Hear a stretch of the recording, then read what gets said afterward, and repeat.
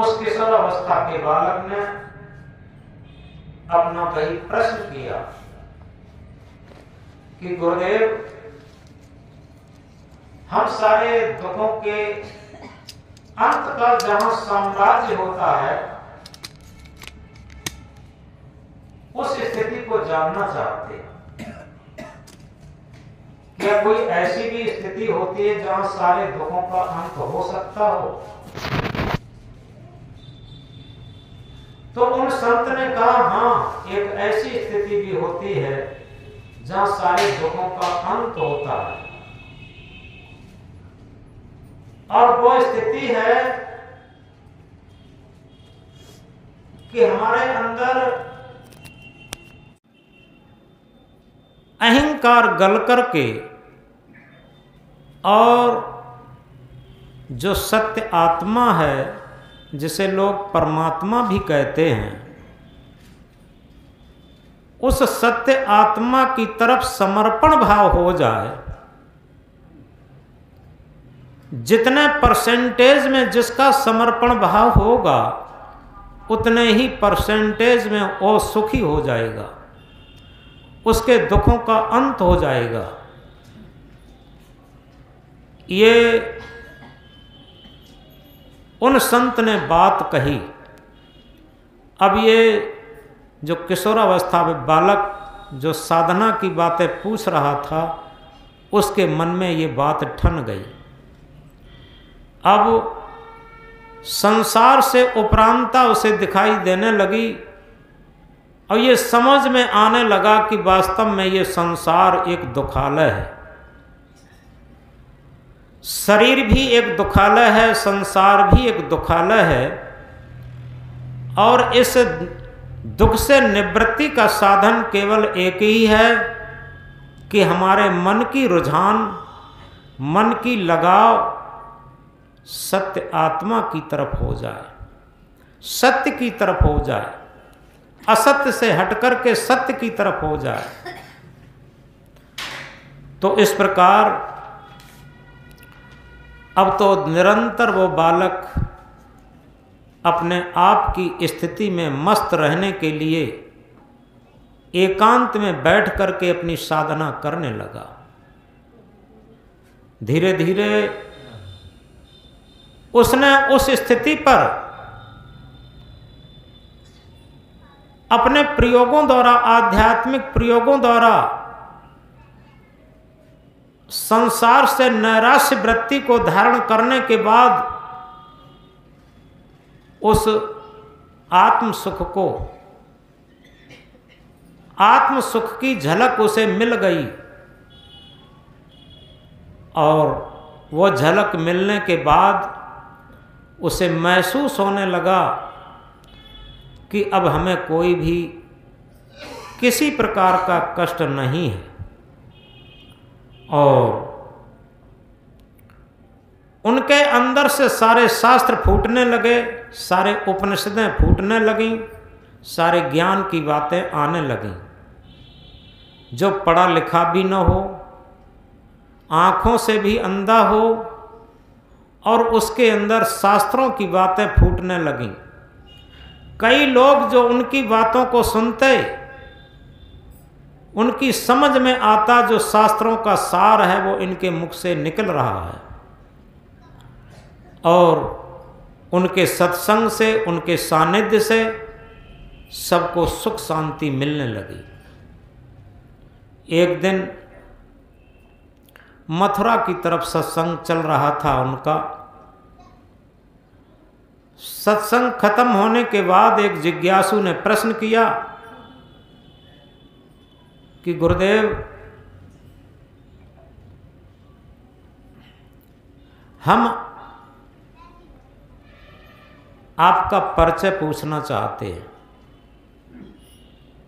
उन्होंने कहा, मेरा परिचय लिख लीजिए।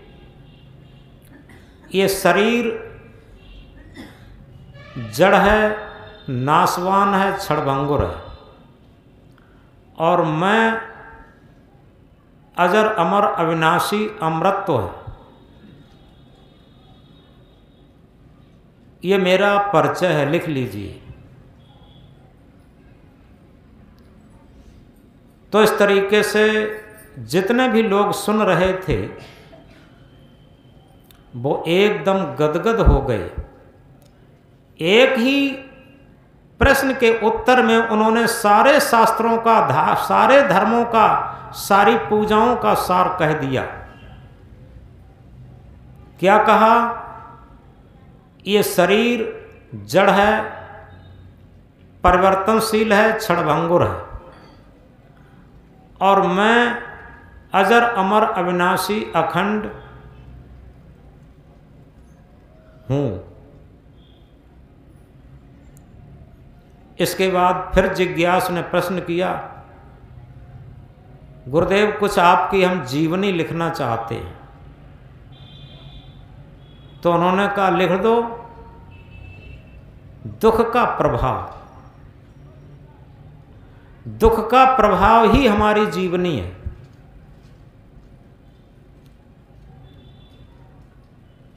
इस उत्तर से सभी लोग हतप्रभ रह गए कि वास्तव में जितने भी महापुरुष हुए हैं उनके जीवन में जब दुख का प्रभाव आया और तभी वो सांसारिक वासनाओं से हट करके और सत्य आत्म परमात्मा और अमृत की तरफ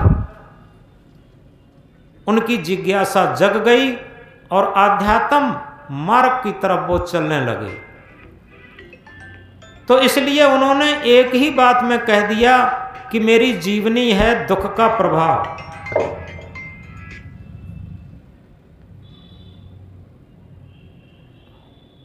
इसके बाद जिज्ञासु ने प्रश्न किया कि यहां से सत्संग के बाद आप कहां के लिए प्रस्थान करेंगे?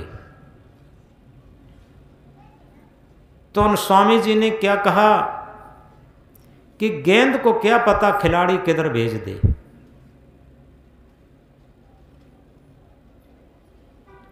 अब ये तीनों बातें किसकी हैं? ये हैं समर्पण भाव की, ये हैं परखने की कला की। जो हमने कहा था, परखे परखावे सदा सत्संगत के बीच। वो सत्संगत के बीच में केवल मनोरंजन के लिए नहीं गए, केवल मान प्रतिष्ठा के लिए नहीं गए कि लोग हमें माने, कुछ कहें कि हाँ ये बहुत ऊंचे संत हो गए हैं, बहुत अच्छा भजन गा लेते हैं, बहुत अच्छा प्रवचन कर लेते हैं, इसलिए नहीं गए। वो इसलिए गए कि दुख की निवृत्ति कैसे हो। आखिर इस शरीर और संसार में सत्य क्या है और असत्य क्या है, जड़ क्या है, चेतन क्या है, इस सारे निर्णय को लेकर, इस सारे निर्णय को परखने को लेकर के वो गए। और भी उनके जीवन की घटनाएं, मथुरा से आगरा के लिए वो आ रहे थे अपनी मस्ती में, और रोड पर नहीं गए, वो यमुना का किनारा पकड़ लिए। यमुना नदी के किनारे किनारे लाठी टेकते टेकते आ रहे थे। नदी बड़ी हुई थी और किनारे किनारे पता नहीं चला, थोड़ा किनारे पहुंच गए, वहाँ एक बड़ी मिट्टी की ढाय दही, और वो मिट्टी के साथ में यमुना नदी में गिर गए जाके लाठी सहित। यमुना नदी में जब गिर गए, लाठी अलग छूट गई, स्वयं अलग हो गए। थोड़ा बहुत तैरना जानते थे, लेकिन अब क्या हो तैरने से, क्योंकि उन्हें पता नहीं किधर को किनारा है। आंखें होती हैं, उन्हें पता होता है इधर को किनारा है, इधर के लिए तैरें। जब तैरते तैरते वो थक गए तो एकदम समर्पण भाव से शरीर को ढीला करके छोड़ दिए और उस आत्म स्वरूप में लीन होकर के शरीर को ढीला करके छोड़ दिए। जब शरीर को ढीला करके छोड़ दिए तो स्वयं तैरते तैरते कोई ऐसी झकझोर आई कि एकदम वो किनारे पर आ गए। किनारे पर जैसे ही आए, उनके अंगों से किनारा मिट्टी छुई, उन्होंने हाथ से देखा ये तो किनारा आ गया, एकदम खुशी से उछले, किनारे को पकड़ करके चढ़े और वैसे ही वहाँ एक दूसरी लाठी उनको मिल गई। ये हमारे भी जीवन का अनुभव है।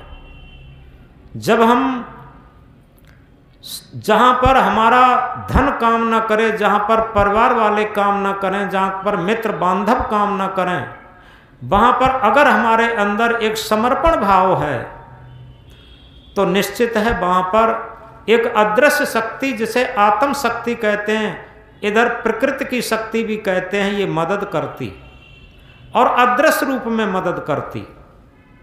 हमारे जीवन के भी कई उदाहरण हैं। तो इसलिए वो स्वामी जी लाठी पा गए और किनारा भी पा गए।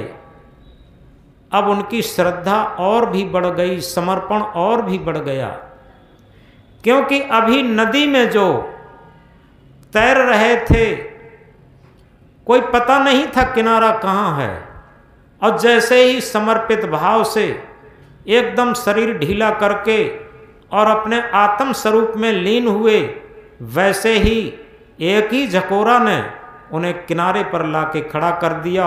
और जब तक तैरने का अहंकार था तब तक पता नहीं था हम किधर तक तैर रहे। और इसी तरीके से जब तक हमें ज्ञान का अहंकार है, शरीर का अहंकार है, धन का अहंकार है, पद का अहंकार है, इन सारी चीज़ों का अहंकार रहता है, तब तक हम तैरना नहीं जानते। तब तक हम केवल मन के प्रपंच में फंसे हुए रहते, अहंकार में फंसे हुए रहते। ये तो कभी मानना ही नहीं चाहिए कि हम ज्ञानी हैं, हमें ज्ञान है, हमें लोग बहुत मानते हैं, बहुत मान प्रतिष्ठा देते हैं। यही सबसे बड़ा बंधन है। लोग मानते हैं, ये उनकी उदारता है। लोग हमें कुछ खाने पीने की देते हैं, वह उनकी उदारता है। हम इसमें अपना अहंकार क्यों करते? एक उनका और उदाहरण है। एक बार वो ट्रेन में जा रहे थे, ट्रेन में जा रहे थे, उन्हीं की सीट पर आकर के एक पारसी बैठ गए। पारसी जानते हैं, जो वो पादरी साहब बैठ गए आकर के। पादरी जानते हैं, जो ईसाइयों के पादरी होते हैं उन्हें पंडित कहते हैं। इधर पंडित कहते हैं, उधर पादरी कहते हैं, उस मुसलमानों में मुल्ला कहते हैं। तो वो पादरी साहब जो ईसा मसीह मत के थे, वो आकर के बैठ गए।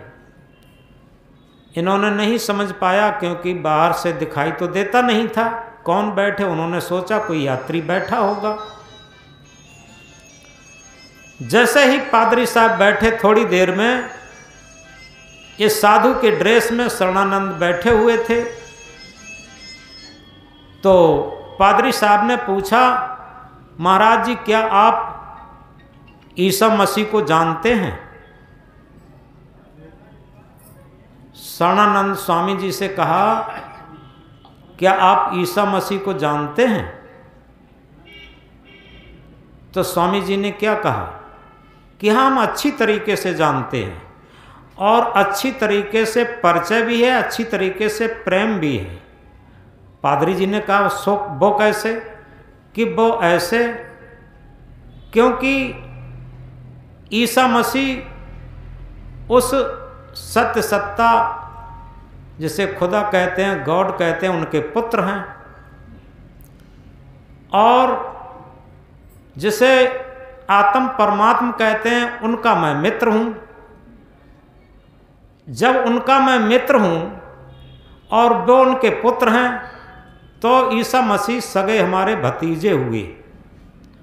जब सगे भतीजे हुए तो उनसे हमारा परिचय भी है और प्रेम भी है। इतनी अच्छी व्याख्या सुनकर के वो पादरी साहब बहुत खुश हुए कि एक ऐसा साधु जिसके नेत्र भी नहीं हैं और ईसा मसीह को इतने प्रेम की दृष्टि से देखता, इसके बाद उन्होंने कहा देखो, चाहे कोई मित्र के रूप में देखे, चाहे कोई पिता के रूप में देखे, मीरा ने पति के रूप में देखा था। तो इस तरीके से वो सत्य को देखने के लिए अपना अपना समर्पण है। हम किस रूप में उसके प्रति समर्पण कर पाते हैं, यह हमारी योग्यता के ऊपर बात है, यह हमारी श्रद्धा के ऊपर बात है। जब ये बात कही तो पादरी बहुत खुश हुआ। उसका जो मत मजहब का अहंकार था वो चूर चूर हो गया। यथार्थ में ये मत मजहब ही तो हमें अहंकार में डालते हैं। सच्चा धर्म कभी भी अहंकार में नहीं डालता। अमुक इस तरीके से पूजा करता है, अमुक इस तरीके से पूजा करता है, लेकिन सच बात यह है कोई हमारी तरीके से पूजा नहीं करता तो इसमें कोई परेशानी नहीं है। हो सकता है कि हमसे ज़्यादा वो आचरणवान हो, हमसे ज़्यादा विवेकवान हो, हमसे ज़्यादा साधनावान हो, तो हमें क्यों ईर्षा होनी चाहिए। ईर्षा तो उसी तरीके से होती है जैसे दिया सलाई को देखा है। दिया सलाई की तीली पहले स्वयं जलती है तब दूसरे को जलाती है। अगर तीली स्वयं न जले तो दूसरे को नहीं जला पाएगी। इसी तरीके से जो स्वयं ईर्षा की आग में धधकता है वही दूसरे को ईर्षा की दृष्टि से देखता है। और जिसके अंदर सच्चा प्रेम है वह ईर्षा नहीं करता। सच्चे प्रेम में ईर्षा नहीं होती, सच्चे प्रेम में समर्पण होता। और सच्चा प्रेम कब जगता है? कबीर साहब ने जिसे कहा, हृदय के तराजू पर तौल कर, यह तो घर है प्रेम का, खाला का घर ना है, शीश उतारे भोय धरे तब बैठे घर में। कौन सा घर प्रेम का है? ये भक्ति का घर, ये सत्य का घर, शांति का घर, मुक्ति का घर, कल्याण का घर, ये प्रेम का घर है। ये आत्म परमात्मा का घर, ये प्रेम का घर है। ये तो घर है प्रेम का, खाला का घर ना है। खाला कहते हैं मौसी को। मौसी यानी माँ जैसी दूसरी महिला, वो बिल्कुल माँ जैसी है, माँ की बहन है। मौसी के यहाँ बच्चे का और लाड़ दुलार प्रेम होता, मौसी के यहाँ बच्चा और बिगड़ता। इसलिए सदगुरु कहते हैं मौसी का घर ना है, शीश उतारे भोय धरे तब बैठे घर में। क्योंकि मौसी हो ही नहीं सकती। आध्यात्म मार्ग और सांसारिक मार्ग में बहुत उल्टा फर्क है। जमीन और आसमान का, प्रकाश और अंधकार का, अग्नि और पानी का। जैसे आगी का विरोधी पानी है, ऐसे ही भौतिक मार्ग और आध्यात्म मार्ग में फर्क है। ये मौसी का घर नहीं हो सकता। सांसारिक मार्ग में अहंकार चलता, लेकिन आध्यात्म मार्ग में क्या है? शीश उतारे भोय धरे तब बैठे घर में। अहंकार को उतार करके और जमीन में पटक दे तब इस घर में प्रवेश कर सकता। किस घर में? प्रेम के घर में।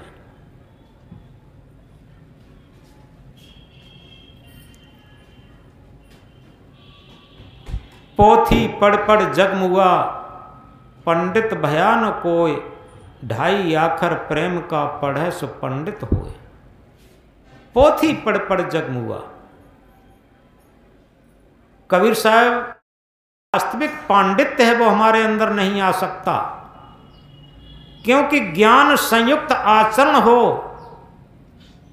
वो महापंडित कहलाता है। ज्ञान के अनुसार ही जिसका आचरण है उसी के अंदर पांडित्य, उसी के अंदर प्रेम, उसी के अंदर आध्यात्म, प्रकट हो सकता, प्रस्फुटित हो सकता। तो इसलिए कबीर साहब कहते हैं, पोथी पढ़ पढ़ जगमुआ, पोथी पढ़ पढ़ करके, रट रट करके और कह के करके संसार मर गया। कोई भी आध्यात्मिक जिज्ञास न बन पाया, कोई भी पांडित्य को धारण न कर सका। ढाई आखर प्रेम का पढ़े सो पंडित होए। जिसने प्रेम को पढ़ लिया, प्रेम को धारण कर लिया और प्रेम की प्रति समर्पण हो गया, वो वास्तव में सच्चा पंडित हो सकता, सच्चा विद्वान हो सकता, सच्चा ज्ञानी हो सकता, सच्चा साधक, सच्चा भक्त हो सकता। तो इसलिए वाणी तो अनमोल है, जो कोई बोले जान, हिये तराजू तौल के तब मुख बाहर आन। यथार्थ में वाणी तो अनमोल है, जो कोई बोले जान। वाणी तो अनमोल होती है, जो कोई बोलना जानता है वो क्या हृदय के तराजू पर तौल कर बोले। इस वाणी से केवल ये नहीं है कि हम रोज की आदतों में जैसे बोलते हैं उसकी बात हो। वाणी का अर्थ ये है, जैसे हम पोथियों की ही वाणी बोलते हैं तो उसमें भी पक्षपात रहता। हमारे वेद क्या कहते, हमारे उपनिषद क्या कहते, हमारी गीता रामायण भागवत, हमारी कुरान, हमारी बाइबल क्या कहती। ये कहना केवल पोथी पढ़ना है।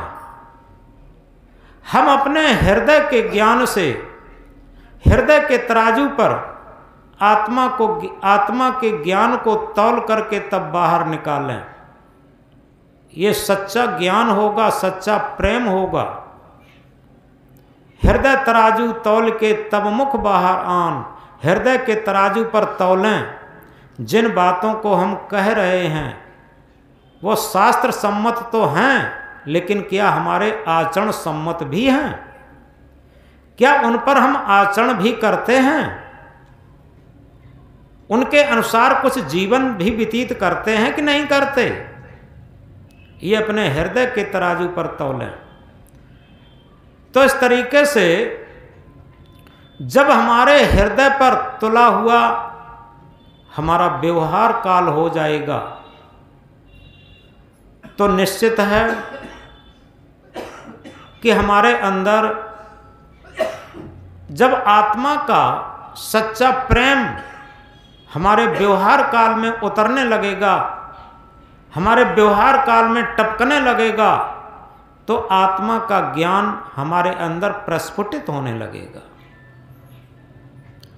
इसीलिए सदगुरु कबीर देव ने कहा, आत्म ज्ञान बिना नर भटके, कोई मथुरा कोई काशी।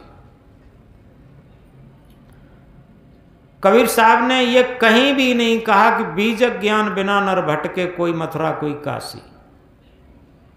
क्योंकि जो सभी शास्त्र ज्ञानियों को, सभी मत मजहब आलम्बियों को फटकार सकते हैं, वो स्वयं मत मजहब के पक्षधर कैसे हो सकते? स्वयं पोथी वालों को फटकार सकते हैं तो वो स्वयं किसी पोथी के पक्ष में कैसे हो सकते? वो क्या कहते? आत्म ज्ञान बिना नर भटके, कोई मथुरा कोई काशी। क्या कभी विचार करके देखा कि हमारे अंदर ज्ञान का भंडार है, हमारे अंदर ज्ञान का असीम भंडार है जो किसी भी पोथी में लिखा नहीं जा सकता। जो बात हम कहा करते हैं, आज भी किसी ने एक साखी कही थी, शायद मास्टर साहब ने कही थी, सब धरती कागज करूं लेखन सब बन रहा है, सात समुंदर मस करूं गुरगुन लिखा न जाए। सब धरती कागज करूं, पूरी धरती का कागज बना लिया जाए और जितने भी वन है, लकड़ियां हैं, ये जंगल है, इसकी कलमें बना ली जाएं और 7 समुद्रों की स्याही बना ली जाए, लेकिन गुरु के गुण को, गुरु के महत्व को, गुरु की उपयोगिता को लिखा नहीं जा सकता। इसमें देखने में अतिशयोक्त लग सकती है, लेकिन यथार्थता में नहीं है। क्यों? सच्चा गुरु ये शरीर नहीं होता। सच्चा गुरु, गुरु के अंदर भी जो गुरु की आत्मा है, जिसमें गुरुत्व प्रस्फुटित हो सका है, वह गुरु है। और शिष्य के अंदर भी आत्मा ही गुरु है। जिस तरीके से एक प्रज्वलित दीपक से हजारों दीपक बुझे हुए दीपक जलाए जा सकते हैं, इसी तरीके से जिस गुरु के अंदर आत्मा का ज्ञान प्रस्फुटित हो सका, वही गुरु दूसरे के अंदर भी आत्मा का साक्षात्कार करा सकता। आत्मा रूपी गुरु को निर्देशित कर सकता, आत्मा रूपी गुरु में स्थिति बनवा सकता। तो इसलिए दूसरी बात, शरीर के अंदर एक सवेरे को प्रार्थना गाई जाती है, इस सत्संग के बाद में भी गाई जाएगी। उसकी अंतिम लाइन है, पहली लाइन है जय जय गुरु शरणम, ये दीवाल पर लिखी रहती है। जय जय गुरु शरणम, यह संसार स्वार्थ का साथी, इसमें नहीं अपना साहेब, इसमें नहीं अपना, अपनी शरण लगाओ, संसार है ये सपना। गुरु शरणम बहुत ऊंची चीज है, क्योंकि जहां पर समर्पित होता है किसके लिए? गुरु के लिए। अब विचार करके देखें हमारा मन कहां पर समर्पित है। हमारा मन धन के पीछे, पद के पीछे, प्रतिष्ठा के पीछे, मकान महल से लेकर के कहां समर्पित है। लेकिन 24 घंटे में कोई समय ऐसा भी आता है कि सच्चे सदगुरु के प्रति, सदगुरु का अर्थ है, सद कहते हैं त्रैकालिक सत्य, गुरु कहते हैं जो मरण धर्मा शरीर को जीवित प्रकाश धर्मा करे।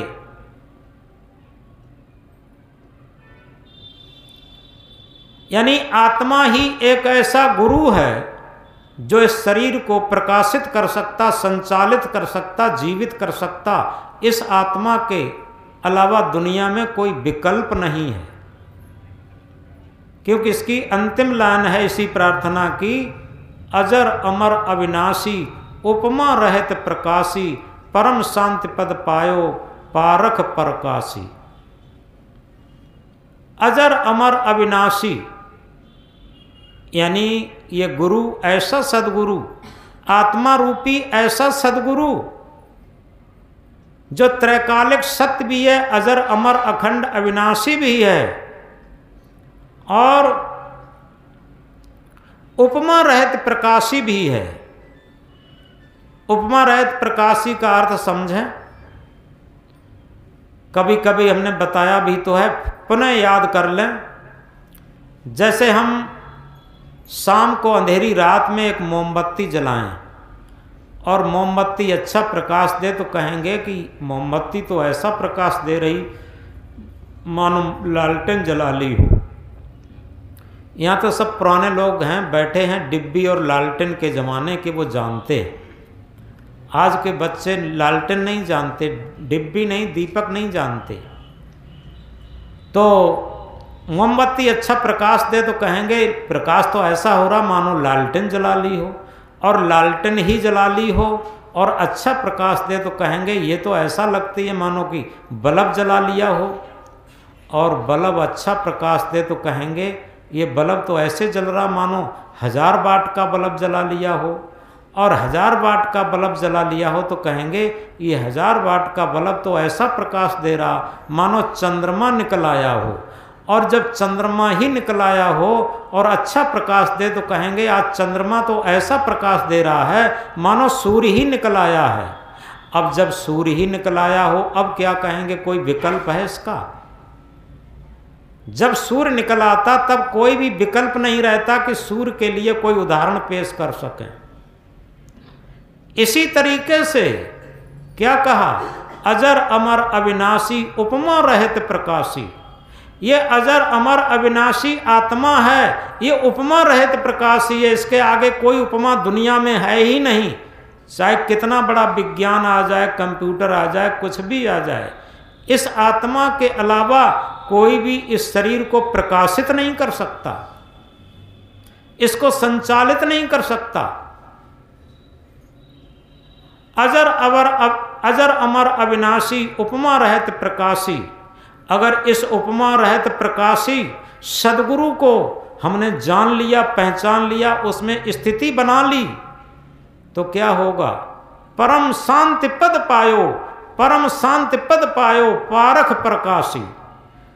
तो निश्चित है हम परम शांति पद को पा सकते हैं और वो ऐसा है पारख प्रकाशी, उसमें सारे परखने की शक्ति ऐसी है उसके आगे किसी का प्रकाश नहीं हो सकता। तो इस तरीके से ये सब ध्यान विधि है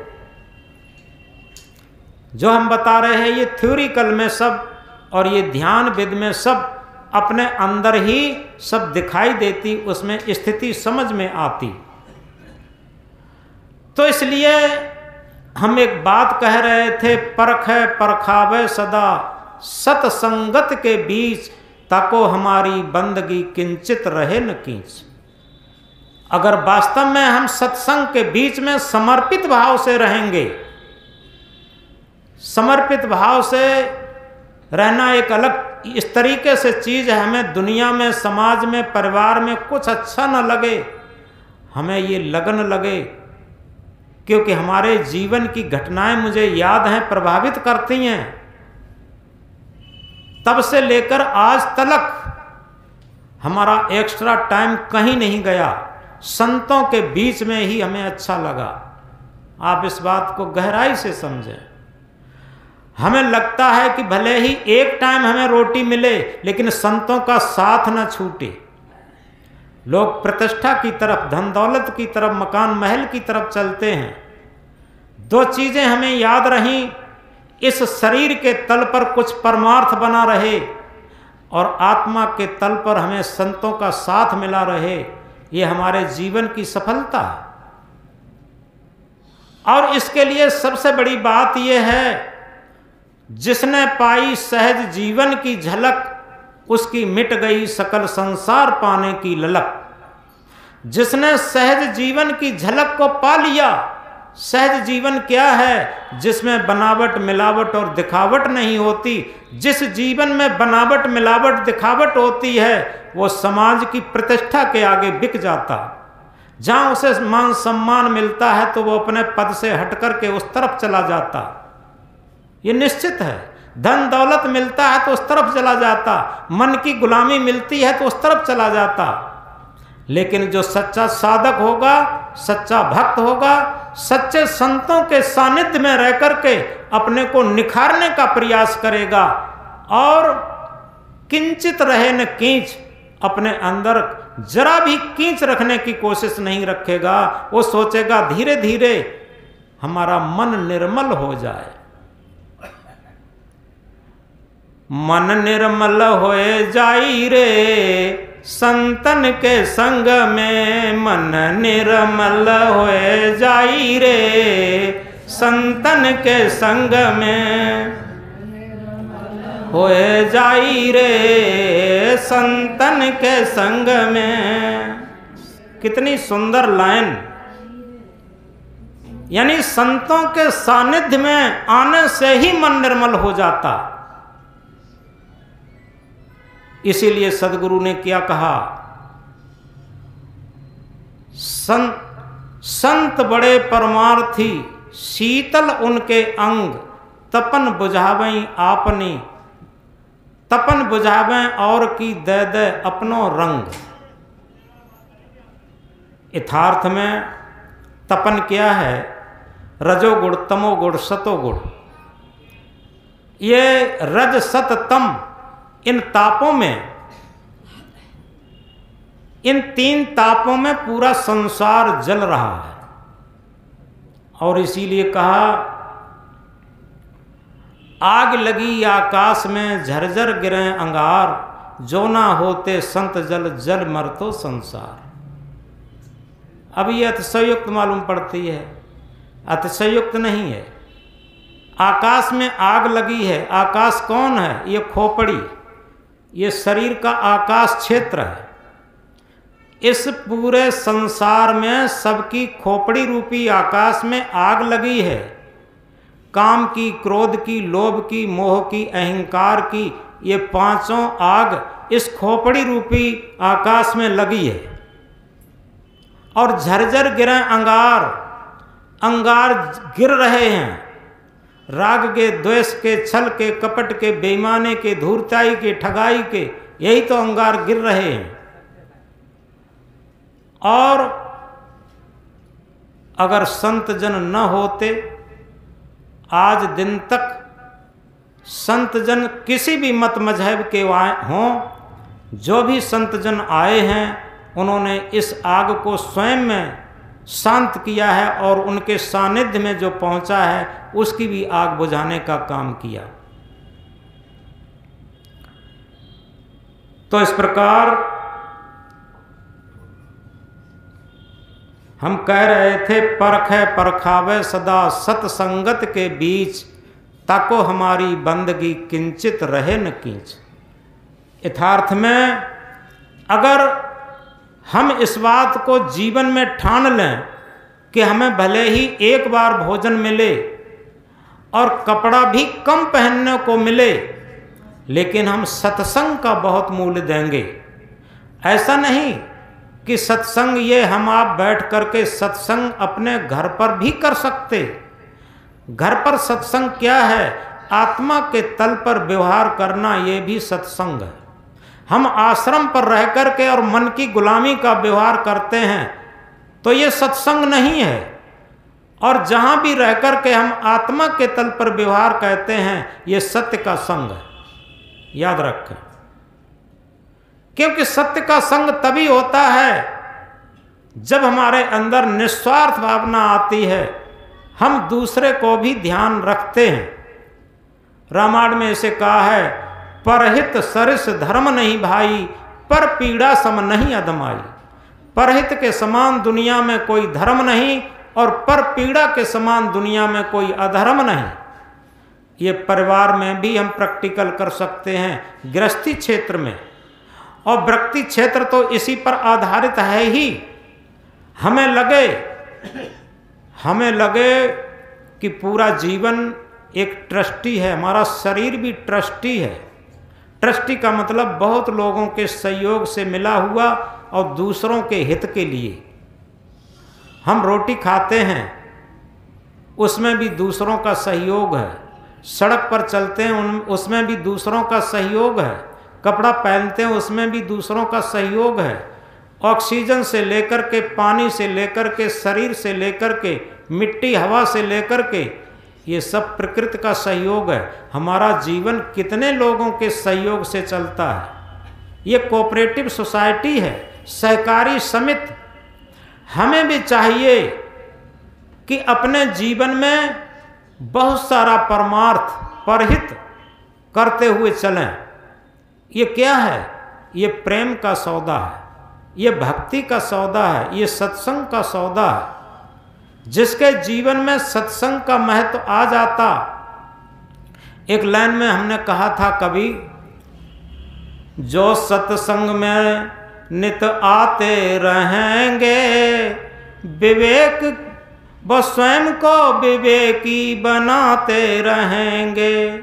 जो सत्संग में सदा आते रहेंगे, विवेकी स्वयं को बनाते रहेंगे।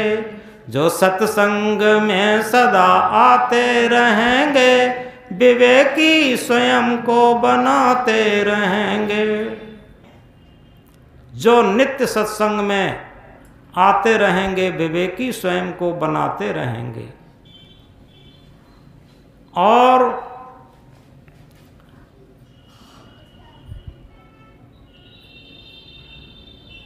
यथार्थ में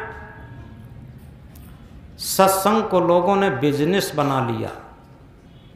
जिस तरीके से कथा भागवत यज्ञ ये बिजनेस बन गए, ये बिजनेस नहीं थे पहले, ऐसे ही सत्संग को बिजनेस बना लिया।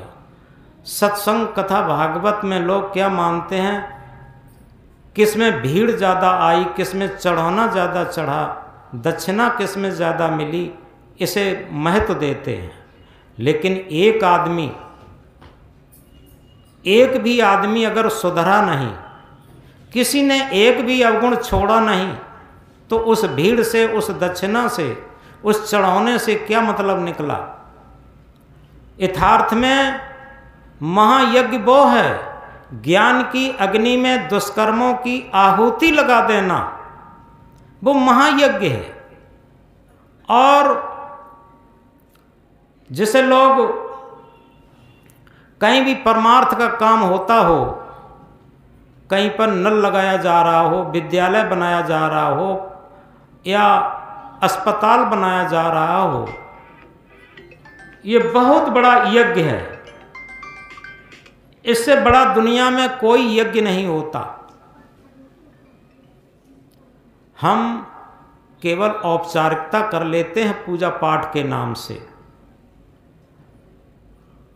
चाहे तीर्थ कर लो पाप कट जाएंगे, पूजा कर लो पाप कट जाएंगे, यज्ञ कर लो पाप कट जाएंगे, लेकिन याद रखो पाप का विरोधी क्या है, पुण्य परमार्थ। जैसे कहीं आग लगी हो और आग लगी हो तो उसका विरोधी है पानी, उस पानी हम डालेंगे तो आग बुझेगी। ऐसे ही अगर हमने पाप किए हैं तो पाप कर्मों को बंद करके और पुण्य काम कर्म और परमार्थ के काम करना शुरू कर दें तो हमारे पाप के संस्कार खत्म होंगे। इसी तरीके से हमारे अंदर जो हमारी मन की स्थिति है, अगर हम अकेले में बैठ करके और अपनी मन की स्थिति को परखें तो निश्चित है हमें पता चल जाएगा कि हमारा मन कितना लोलुपी रहा है। 24 घंटे के अपने मन की स्थिति को परखेंगे, जब आंख बंद करके एक जगह पर मन को परखने का काम करें, ये बहुत बड़ा भजन है, बहुत बड़ा ध्यान है, बहुत बड़ा यज्ञ हवन, बहुत बड़ा तीर्थ व्रत, बहुत बड़ी पूजा है कि मन के दृष्टा बनना। जब हम मन के दृष्टा बनेंगे तो पता चलेगा कि मन की स्थिति क्या है।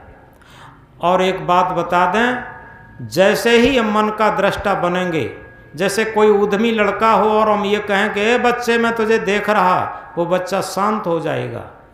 ऐसे ही ऐ मन मैं तुझे देख रहा। और जैसे ही मन के दृष्टा बने, मन से अलग रह करके, क्योंकि अभी पता ही नहीं चल पाता।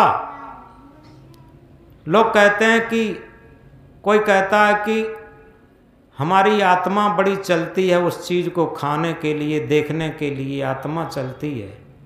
आत्मा किसी की नहीं चलती, केवल मन चलता है। इस बात को याद रखें।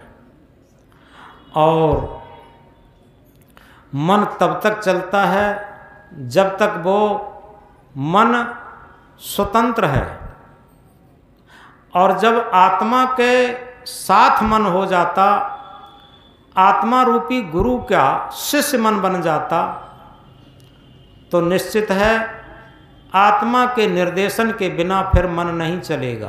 पहले कुछ दिन चलेगा लेकिन बाद में नहीं चलेगा, वो नीरस हो जाएगा। मीरा को याद करिए, एक छत्राणी परिवार की मीरा, और रविदास को गुरु बना करके कभी भी उसके मन में कचोटन पैदा नहीं हुई जीवन भर, और बड़ी शान से अपने गुरु का गान करती रही, गुरु की बड़ाई करती रही और किसी भी सांसारिक प्रलोभनों में नहीं पड़ी। क्या उसके पास मन नहीं था? सिद्धार्थ 27 वर्ष की जवानी में सुंदर पत्नी यशोधरा छोटा शिशु छोड़ करके गए थे, राजभवन राजगद्दी छोड़ करके गए थे, उनके पास मन नहीं था?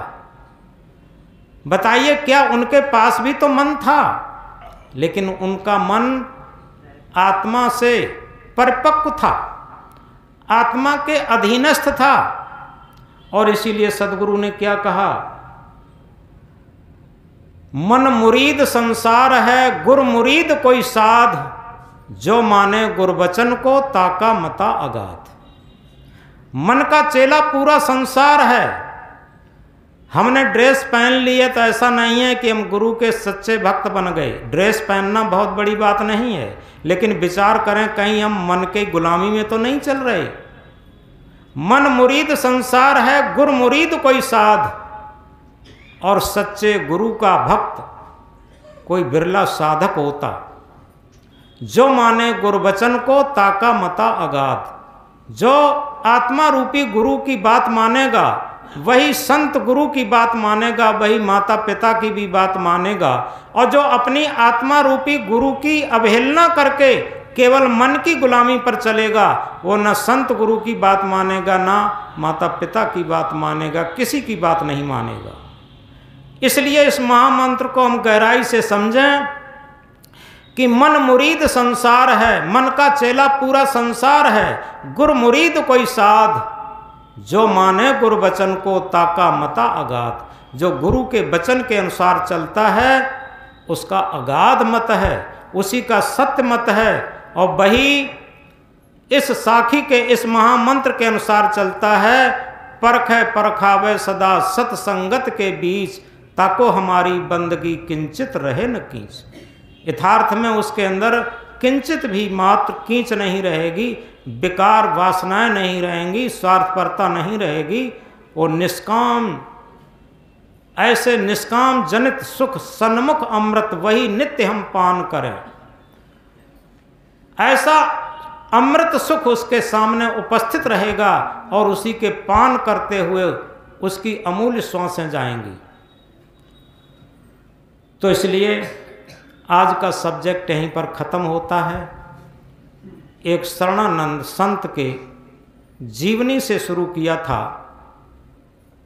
यथार्थ में हम इस बात को अंदर से समझ लें कि जब हम अपने मन के दृष्टा बन जाते हैं तो एक उदाहरण याद आता है। जैसे एक छोटा बच्चा जब साइकिल चलाता है, कभी कभी देखा होगा, तो छोटा बच्चा जब साइकिल चलाता है तो कभी साइकिल बच्चे के ऊपर गिरती, कभी बच्चा साइकिल के ऊपर गिरता, कभी कोनी फूटती हैं, कभी परियां फूटती हैं, कभी साइकिल टूटती है। लेकिन क्या होता, इससे वो घबराता नहीं और साइकिल सीखता रहता, धीरे धीरे अभ्यास करते करते एक दिन वो होता है कि साइकिल चलाना सीख जाता। कहाँ उस पर हैंडल और साइकिल सदती नहीं थी। आज क्या हो रहा है, वो इतना परिपक्व हो गया है कि हैंडल छोड़कर भी साइकिल चला लेता है। वैसे हैंडल छोड़ के साइकिल नहीं चलाना चाहिए, लेकिन वो हैंडल छोड़कर भी साइकिल चला सकता है और साइकिल चलाते चलाते बात करते करते भी चला लेता। जैसे कभी कभी देखा होगा, पहले जब कुएं से महिलाएं पानी भरती थीं तो दो दो मटके सर पर रख कर के रस्सी हाथ में लेकर बातें करते हुए चली जाती थी, मटके गिरते नहीं थे। इसी तरीके से यह अभ्यास होता है कि साइकिल चलाने के अनुसार, ये साइकिल तो जीवंत उदाहरण है। ऐसे ही अगर हम मन के दृष्टा बनते हैं तो कभी मन से हम हार जाते, कभी मन हमसे हार जाता, कभी थोड़ी कठिनाई परेशानी भी मालूम पड़ती। लेकिन जब अभ्यास करते रहेंगे तो निश्चित है एक दिन वो आएगा कि जो मन किसी तरीके से कंट्रोल नहीं होता था, वो मन आत्मा की आवाज़ के बिना कहीं नहीं जाएगा। उसी के संबंध में कभी कभी ये बात कहा करते हैं हम, गूंगा तो बाबुल हुआ, अंधा हुआ सुजान, लंगड़ा तो चलने लगा जब सदगुरु मारिया बाण। सदगुरु का सच्चा ज्ञान रूपी बाण जब लग जाता है मन के अंदर, शिष्य के अंदर, तब क्या होता है, जो आत्मा हमेशा गूंगी बैठी थी वो आत्म के अंदर से ज्ञान जागृत हो जाता है और आत्मा की आवाज़ बुलंद हो जाती है, मन की आवाज़ धीमी हो जाती। फिर मन नहीं बोलता, आत्मा बोलती है, मन नहीं बोलता। जो आत्मा हमेशा से गूंगी थी अब वो बोलने लगी। अंधा हुआ सुजान, अंधा कौन था? हमारी मन की सूरत अंधी थी, क्योंकि हमारे अंदर ही मन भी रहता है, आत्मा भी रहती है, लेकिन उस मन की सुरती को आत्मा दिखाई नहीं देती। उसके बारे में एक उर्दू में बड़ी अच्छी शायर है, देह और रूह का रिश्ता अजीब है। रूह कहते हैं आत्मा को, देह और रूह का रिश्ता अजीब है, जीवन भर साथ रहे तौरफ ना हुआ। ये उर्दू का है, तौरफ कहते हैं साक्षात्कार को।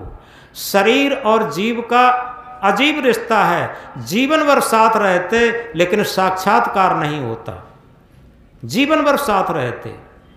लेकिन यहाँ पर क्या है, जब सदगुरु ने शब्द रूपी बाण मारा तो जो हमारी मन की सुरती अंधी थी उसके अंदर विवेक नेत्र प्रस्फुटित हो गया, थर्ड आई प्रस्फुटित हो गया, तीसरा नेत्र जागृत हो गया। उससे अब अंदर बैठा आत्म परमात्मा दिखाई देने लगा, साक्षात्कार होने लगा। गूंगा तो बाबुल हुआ, अंधा हुआ सुजान, लंगड़ा तो चलने लगा जब सदगुरु मारिया बाण। लंगड़ा क्या था? हम भौतिक मंजिलें तो दौड़ दौड़ करके प्राप्त कर रहे हैं, चंद्रमा तक जा रहे हैं, लेकिन आध्यात्मिक मंजिल की तरफ से, आत्म परमात्मा की मंजिल की तरफ से लंगड़े बैठे हैं। लेकिन जब सदगुरु ने शब्द रूपी बाण मारा तब आध्यात्मिक मंजिल तय होने लगी और जो दुनिया में सबसे ऊंचाई है, सत्य की स्थिति, आत्म परमात्मा की स्थिति, इससे दुनिया में कोई ऊंचाई नहीं है। उस ऊंचाई तक वो आध्यात्मिक मंजिल की तरफ से लंगड़ा मन बैठा था, वो अब चढ़ाई करने लगा, उस स्थिति में पहुंचने लगा। तो इसलिए इस महामंत्र को हम पुनः दोहराते हुए बात को बंद करते। क्या शुरू में मैंने कहा था, परखे परखावे सदा सतसंगत के बीच, ताको हमारी बंदगी किंचित रहे न कीच। एक बात और कही थी प्रार्थना की कि बंदों सदगुरुदेव सहज स्वाभाविक ज्ञान निधि, करनहार भवछेव जहान संशय है भरम। जो आत्मा रूपी सदगुरुदेव है उसके लिए हमारी बार बार वंदना है, क्योंकि सहज स्वाभाविक ज्ञान निधि, वो सहज में ही स्वाभाविक ही ज्ञान का भंडार है, ज्ञान का सागर है। करनहार भवछेव यानी सारे भवसागर को नष्ट कर सकता है, सारे दुखों को नष्ट कर सकता है, सारे कर्म बंधनों को नष्ट कर सकता है। जहां संशय है भ्रम, जहां कोई भी संशय और भ्रम नहीं है।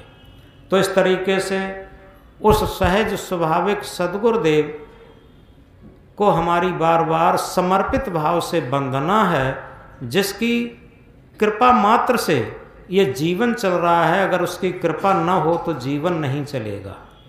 इन शब्दों को दोहराते हुए बोलो सदगुरुदेव की।